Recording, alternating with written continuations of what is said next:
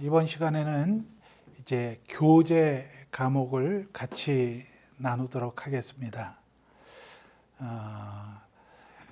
예배의 중요성과 또 예배 자세, 또 공동체 안에서 지체의식과 이제 다양성에 대해서 같이 나누게 됩니다. 또 교회 안에서 예배와 성도의 교제를 통한 균형 있는 신앙생활을 이제 같이 알게 하는데 이 교제 과목의 목표가 있습니다. 성경의 역사는 하나님과 인간, 그리고 인간과 자연의 관계의 역사입니다.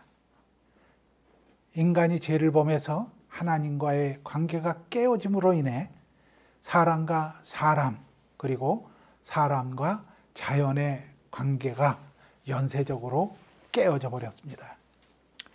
이렇게 깨어졌던 모든 관계의 회복은 예수 그리스도의 십자가를 통해서만이 가능하며 또 예배를 통한 하나님과의 관계 회복이 이루어질 때 시작되어집니다. 우리 모두는 신앙생활을 하면서 복을 원합니다. 그리고 하나님은 복 주시는 하나님이십니다. 그러나 하나님과의 관계가 회복되어질 때만이 하나님의 복을 우리가 경험할 수 있습니다. 그러나 우리의 문제는 교회에 온 것만으로 만족할 때가 많이 있습니다. 예배를 통해서 하나님을 만나야 합니다. 하나님께 어떤 예배를 드릴 것인가? 예배자의 자세와 예배의 요소는 무엇인가를 그래서 이가에선 서로 나누게 됩니다.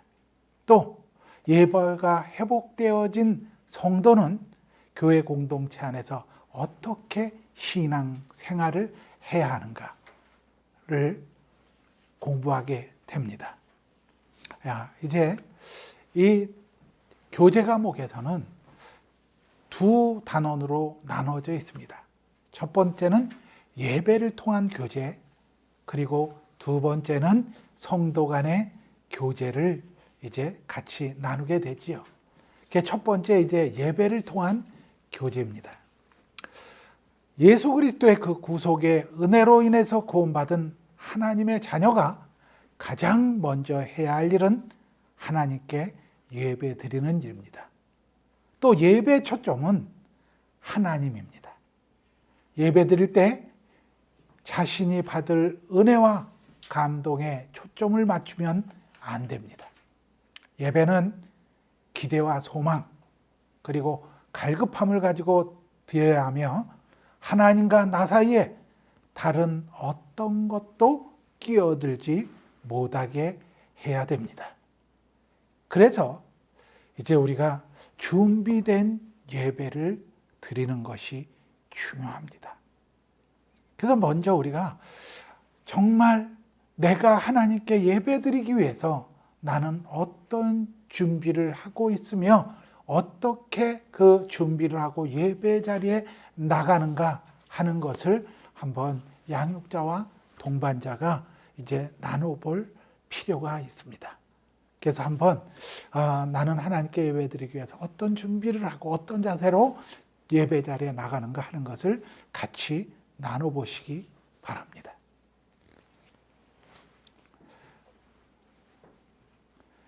이제 1번 문제는 예배의 목적입니다. 하나님이 우리 예배를 통해서 원하시는 바는 무엇입니까?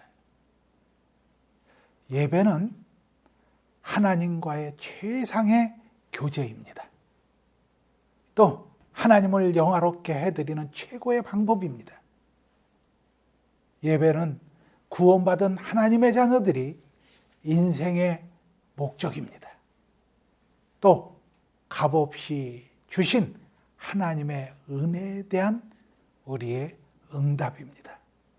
그러므로 자신이 하고 싶은 것 다 하고 남는 시간에 하나님을 추가하는 것, 이것은 예배가 아닙니다. 구원받은 하나님의 백성은 언제나 의에 줄이고 목마른 갈급함으로 예배 자리에 나가야 합니다. 그리고 하나님과 자신 사이에 어떤 것도 끼어들지 못하게 해야 됩니다.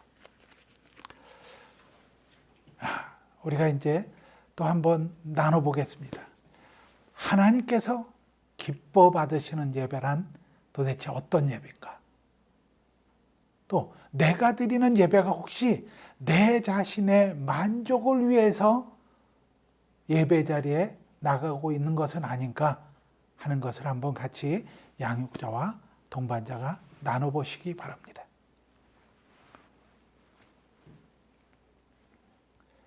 두 번째, 이제 2번 문제는 예배의 자세에 대해서 같이 나눕니다. 우리가 참 예배를 드리기 위해서 무엇보다 예배를 하는 사람들의 자세가 중요합니다. 예배는 하나님께만 초점 맞추어지고 또 하나님께만 집중해야 됩니다. 그래서 이제 첫 번째는 내적 자세를 얘기를 합니다. 내적 자세. 성령의 인도함을 받아서 진실한 마음으로 우리가 예배 자리에 나가야 됩니다. 다시 말해서 영과 진리로 예배 자리에 나가야 된다는 얘기입니다. 또 두 번째는 외적 자세를 얘기하고 있습니다. 그래서 정말 우리가 예배 자리에 나가실 때 정말 하나님을 경외하는 마음으로 나가야 되고요.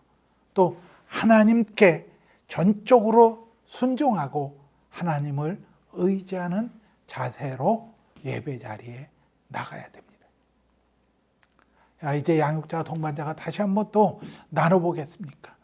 하나님께 예배 드릴 때, 예배 자리에 내가 나갈 때 정말 가장 많이 신경 쓰는 부분은 어떤 것들인가 하는 것들을 한번 나누시면서 자기를 점검해 보시기 바랍니다.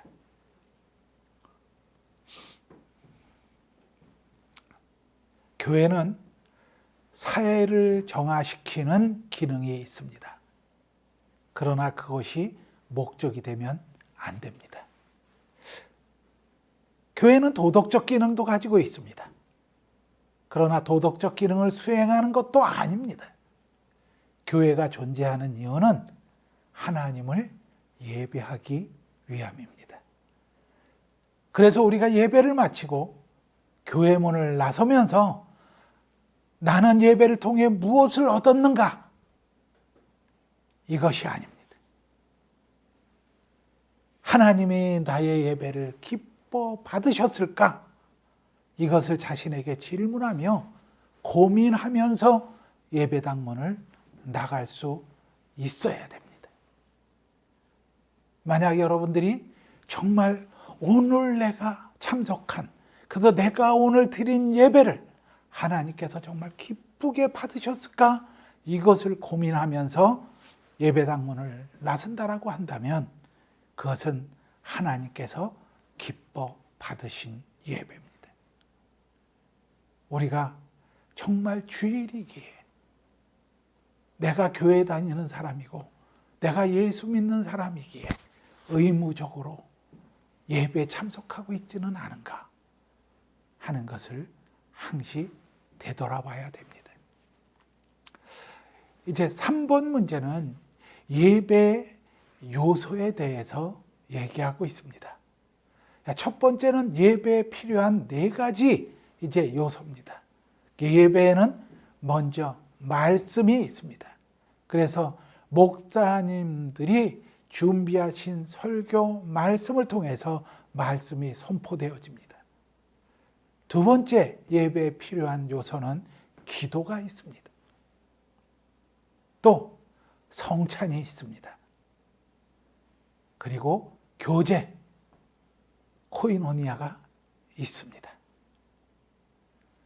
그리고 두 번째는 또 그것 외에 예배에 포함되어야 할 것이 무엇이냐 하면 찬양이 있습니다. 찬양은 예배에 아주 중요한 요소입니다. 그리고 또 하나가 있습니다. 헌금이 있습니다. 바로 하나님 앞에 나갈 때 우리가 예물을 가지고 나가는 것이지요. 그래서 이제 이번에 나눠야 될 것은 뭐냐 하면 우리가 정말 예배 가운데 성찬에 참여하게 되는데 성찬에 참여할 때 우리의 마음의 자세는 어떤 자세로 참여하고 있는 것인가 하는 것을 한번 나눠볼 필요가 있고요. 또 우리가 이제 예배 때마다 하나님 앞에 헌금을 드리는데 어떤 마음으로 헌금을 드리고 있는가 하는 것을 나눠보시기 바랍니다. 그리고 또 솔직하게 하나 나눠야 될 것은 11조에 대한 마음가짐입니다. 근데 저는 이제 양육자들에게 부탁하고 싶습니다. 양육자들이 이제 동반자를 만날 텐데 그 동반자들이 정말 하나님께 축복받기를 원하신다라고 하면 11조를 좀 잘 가르치시기 바랍니다. 이게 11조는 목회자들이 잘 얘기를 갖다가 안 하려고 합니다. 왜 성도들한테 어떤 부담을 주면 혹시 성도들이 마음이 상해서 교회에 나오지 않을까 뭐 이런 마음도 조금 있으신 것 같아요. 그런데 저는 평신도라 그런지 이것을 강조합니다. 한번 생각해 보겠습니다. 이제 11조 그러니까 우리가 경제적으로든지 이런 그런 행위들을 통해서 이제 수입을 얻게 됩니다. 그런데 내가 이제 걷어들인 수입이 그게 누구의 것일까요? 우리는 그것이 내 것이라고 생각할 때가 많이 있습니다. 그러나 내 것은 없습니다. 전부 하나님의 것입니다. 왜요? 오늘도 나에게 호흡을 주시고 경제활동 할 수 있게 만들어 주시는 것은 하나님이십니다. 그분이 나에게 호흡을 허락하지 않으시고 나에게 어떤 지혜를 허락하지 않으시고 그런다라고 하면 내가 결코 어떤 이 수입을 거둬들일 수가 없는 거지요. 전부 우리는 하나님의 것임을 인정해야 됩니다. 그런데 하나님께서 그 10 중에서 10의 글을 우리에게 소유권을 이전해 주셨습니다. 그래서 10의 글은 이제 네 것이다. 내가 너에게 이제 네가 쓰는 것을 허락한다라고 하면서 하나님께서 주신 것이죠. 그래서 그 10의 구를 잘 운영을 하고 그리고 그 10의 구 안에서 정말 하나님 앞에 감사할 일들을 이제 이 물질적으로 표현하는 것, 이게 감사헌금도 될 수 있고 주일헌금도 될 수 있고 또 교회에서 우리가 선교헌금이라든가 건축헌금이라든가 뭐 이런 데 같이 그 10에서 동참할 수 있는 것이지요. 그러나 10의 1은 하나님께서 우리에게 허락하신 적이 없습니다. 그러니까 10의 10이 전부 다 하나님의 것이지만 우리에게 소유권을 이전시키고 우리 마음대로 써도 괜찮다라고 허락하신 건 10의 9입니다. 그리고 10의 1은 우리에게 허락하신 적이 없습니다. 다시 말해서 그것은 하나님 것이라는 얘기지요. 그래서 그 10의 1을 우리가 만약에 건드리게 되면 우리는 하나님의 것을 도둑질하게 되는 것입니다. 그렇기 때문에 하나님께서 그것을 막기 위해서 다시 말해서 우리가 하나님의 것을 탐하고 도둑질하지 않기 위해서 하나님의 극진하신 사랑의 표현으로 드러난 게 뭐냐 하면 이제 10의 1을 네가 온전히 하나님 앞에 드리면 너의 창고를 계속 채우리라고 이제 우리에게 약속해 주시는 것입니다. 그러니까 그것은 말라기서에 보면 아주 내가 부어주나 안 주나 시험까지 해보라고 말씀하고 계시는 거지요. 하나님께서 우리에게 흥정하시는 것이 아닙니다. 하나님께서 지극히 우리를 사랑하셔서 우리가 하나님의 것을 손대면 안 되기 때문에 그래서 하나님께서 정말 온전한 11조를 드리면 그것보다 엄청난 축복을 해 주시겠다는 얘기죠. 그래서 정말 우리 양육자들이, 동반자들이 정말 물질의 재정적인 복을 누리게 하기를 원한다라고 하면 온전한 11조를 드리는 것을 이제 잘 가르쳐 주십시오. 네 번째, 찬양은 하나님을 예배하는 데 가장 중요한 요소입니다. 바로 이제 찬양한다는 것은 하나님을 절대적으로 신뢰한다는 것이고, 또 찬양은 믿음의 방패가 되고 능력의 통로가 됩니다. 또 찬양은 성령의 감동으로 우리의 영을 자유롭게 해줍니다. 그리고 그리스도의 연합에 기여하게 하고요. 또 주님께 그 말씀에 집중하게 해줍니다. 그리고 우리가 정말 찬양할 때, 하나님을 찬양할 때 천국을 미리 경험하게 되는 것이지요. 하나님은 찬양과 경배를 받으시기에 합당한 분이십니다. 또 하나님만이 찬양과 경배의 대상이십니다. 그래서 한번 이번에는 정말 우리가 찬양을 통해서 은혜를 경험한 적이 있는가 하는 부분을 같이 양육자와 동반자가 또 한번 같이 나눠보시겠습니다.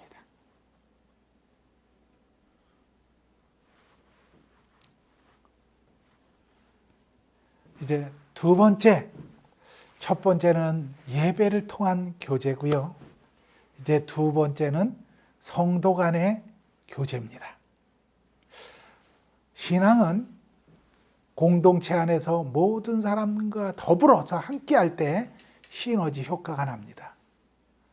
성숙한 사람들은 하나님과 사람 사이의 관계 모두를 중요시합니다. 또한 관계를 통해서 그 사람의 영적 성숙이 증명되어집니다. 그러나 사단은 교회 공동체 안에서 끊임없이 갈등과 분열을 조장하기에 영적으로 민감하게 대처할 수 있어야 됩니다.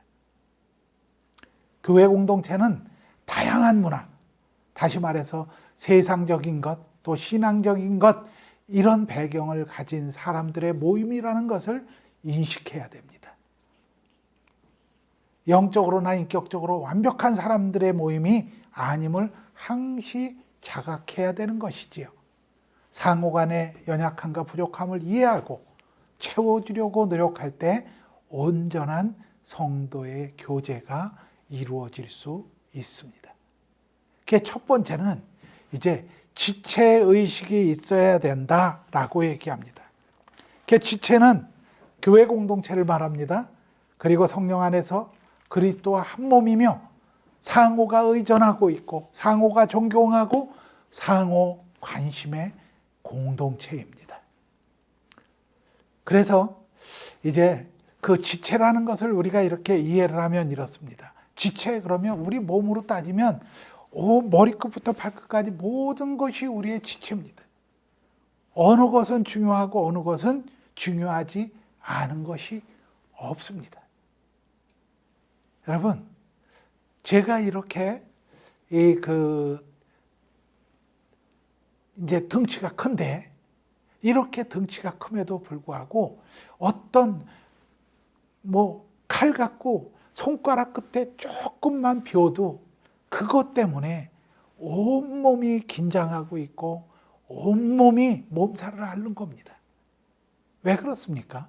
이 큰 몸에 아주 조그만 상처건 아무것도 아닌 것 같지만 그것이 바로 지체이기 때문에 온몸이 이제 긴장하고 또 온몸이 그것 때문에 몸살을 앓는 것이죠. 그게 지체입니다.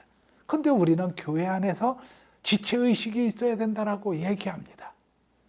무슨 말입니까? 우리 교회 안에서 정말 소외되고 굶주리고 눈물 짓는 사람들 혹시 있습니까? 그런 사람들이 있음에도 불구하고 우리는 그런 사람들이 있는지도 모르고 우리들만의 어떤 파티를 벌이고 있는 것은 혹시 아닙니까? 한번 교회 안에 그런 것들을 점검하고 되돌아봐야 됩니다. 정말 힘들고 눈물 짓는 사람들이 있는데 교회 공동체가 그것을 모르고 있다면 그것은 정말 온전한 예수 그리스도의 공동체, 사랑의 공동체일 수 없습니다. 이제 이번에는 나는 공동체에 어떤 영향력을 끼치고 있는가? 정말 나는 공동체를 강화시키고 있는가? 그렇지 않으면 내가 교회 지체로서 공동체를 혹시 약화시키고 있는 것은 아닌가 하는 것들을 한번 양자 동반자가 나눠보시기 바랍니다. 또 우리가 공동체 어떤 교회 지체라고 한다면 공동체 모임에 정말 적극적으로 참여하고 있어야 됩니다. 나는 어떤가 하는 것을 한번 또 되돌아보는 그런 시간을 가져보시기 바랍니다. 두 번째는 주 안에서 하나 되어야 합니다. 마귀의 속성이 뭡니까? 공동체를 혼동시키고 분리하고 궁극적으로 파괴하는 것이 마귀의 속성입니다.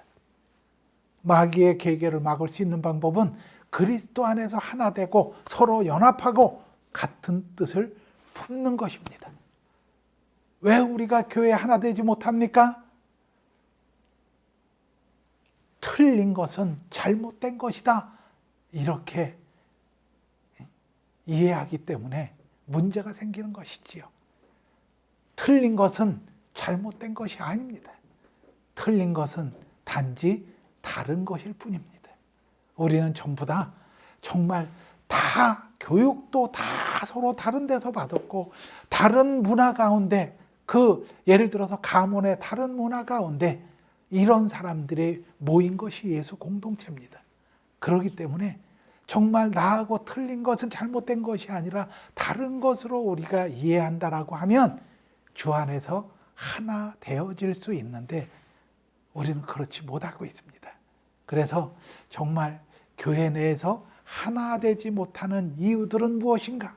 그리고 그것의 해결 방법은 또 무엇인가 하는 것들을 이번 문제에서는 한번 나눠보시기 바랍니다. 이제 3번 문제입니다. 각 사람의 다양성을 이해해야 한다. 이렇게 얘기하고 있습니다. 그리고 첫 번째, 이제 은사가 다르다. 그렇습니다. 우리가 얼굴이 다 틀린 것 같이 하나님께서 우리에게 주신 은사도 각기 다 다릅니다. 그렇기 때문에 그 은사가 다르다는 것을 이해를 해야 됩니다. 중요한 것은 전부 다 이 다른 은사, 그러니까 하나님께서 우리 각자에게 주신 은사, 이런 것을 내가 교회 공동체를 위해서 어떻게 사용하고 있는가 하는 것을 나눠볼 필요가 있는 것이지요. 두 번째는 믿음의 정도가 다릅니다. 여러분, 교회 속에서 목사님들, 또 연로하신 장로님들, 권사님들, 안수집사님들, 신앙의 연조가 아주 오래된 분들을 조금 존경하실 필요가 있습니다. 왜냐하면 그분들 내면에 갖고 있는 영적인 깊이는 누구도 함부로 얘기할 수 있는 것이 아닙니다. 그분들이 교회 속에서 드러내지 않고 조용히 섬기실 뿐이지 정말 영적으로 깊은 믿음들을 갖고 계신 분들이 많이 있습니다. 물론 젊은 사람들이 좀 성경적인 지식이란가 이런 것들이 정말 아주 스마트해서 그런 것들을 더 많이 알 수도 있고 또 젊은 사람들이 이해력이 빠르고 센스도 있고 이럴 수 있습니다. 그러나 정말 그 연륜에서 오는 영적 깊이, 믿음의 깊이는 결코 무시할 수 없는 것이지요. 그래서 정말 우리가 영적으로 성숙한 사람들이다. 그러면 바로 그런 것을 인정할 줄 아는 것이고요. 이제 세 번째는 인간적인 배경이 다른 거예요. 우리 인간적인 배경이 다 다릅니다. 그래서 그 다른 배경들을 이제 다름으로, 다양성으로 이해를 갖다가 할 때 정말 온전히 교회 공동체가 하나가 되어질 수 있습니다. 그래서 이제 우리가 인간적인 배경이 다르기 때문에 이 교회 안에서도 또 공동체 안에서 또 사역 안에서 언제든지 서로가 의견 충돌이 일어날 수 있고 다툼이 일어날 수 있는데, 이번 나눔에서는 교회 내에서 사역을 하다 갈등을 겪을 때 그럼 어떻게 해결하는가 하는 부분에 대해서 또 한번 나눠보시기 바랍니다. 중요한 건 문제가 일어나는 게 중요한 것이 아닙니다. 그 문제가 일어났을 때 정말 우리가 그 문제에 대해서 어떻게 대처를 하고 그것을 어떻게 슬기롭게 정말 주 안에서 서로 상처받지 않고 해결하나 하는 것이 더 중요한 것이지요.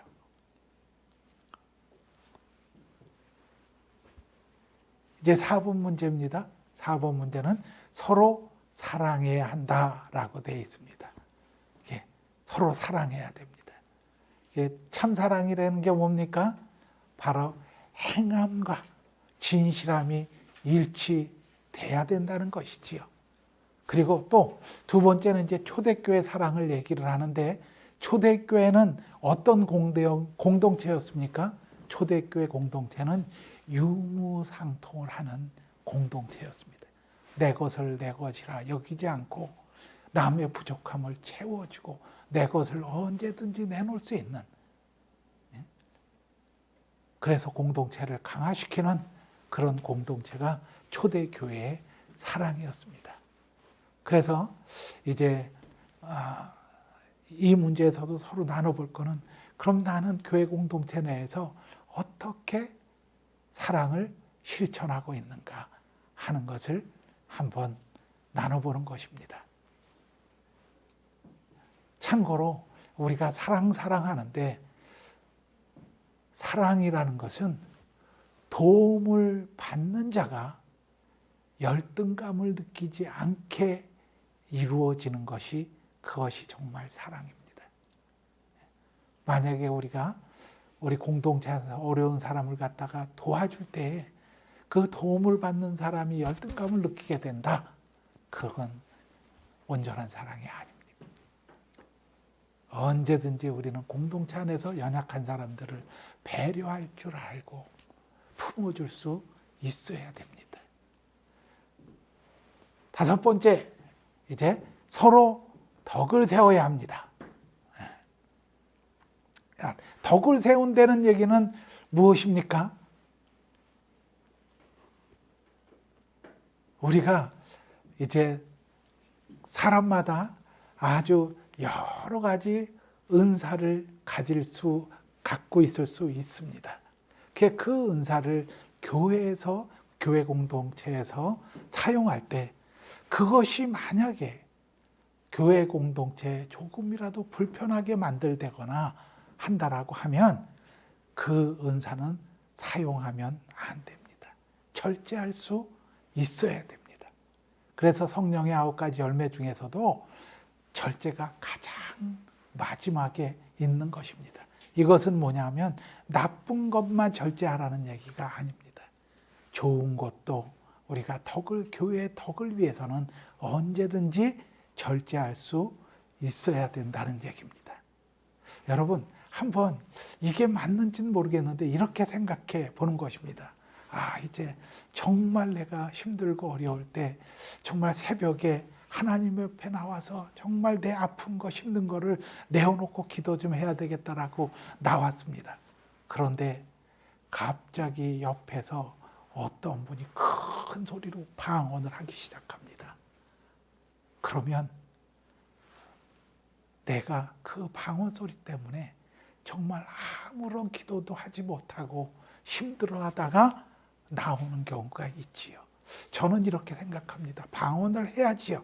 그렇지만 새벽에 조용한 시간에는 조용한 장소를 조금 다르게 다른 사람에게 방해받지 않게 방해하는 자리로 가서 하는 것이 맞다라고 봅니다. 그게 교회 공동체 덕을 세우는 일일 것이다 생각합니다.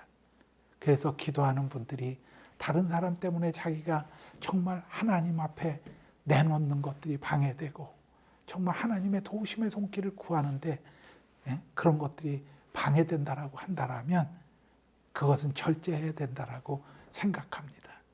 아주 작은 문제지만 우리가 이런 것들을 통해서 교회 공동체 안에서 서로가 배려를 하고 덕을 세워가야 된다라고 생각합니다. 신앙생활은 홀로 하는 것이 아닙니다. 공동체 안에서 하는 것입니다. 그래서 성숙한 사람은 관계를 중요시합니다. 하나님과의 관계는 공동체 안에서 사람과의 관계로 증명되어집니다. 성숙한 사람은 하나님께는 영광을 돌리고 사람에게는 덕을 세우는 성도입니다. 이제 결론입니다. 그리스도의 몸인 교회는 성경 말씀과 하나님을 믿으며 서로 사랑하고 돌봅니다. 모든 사람이 구원받기 원하며 하나님과 이웃과 더불어 아름다운 교제를 경험하는 하늘 공동체가 바로 교회입니다. 수고하셨습니다.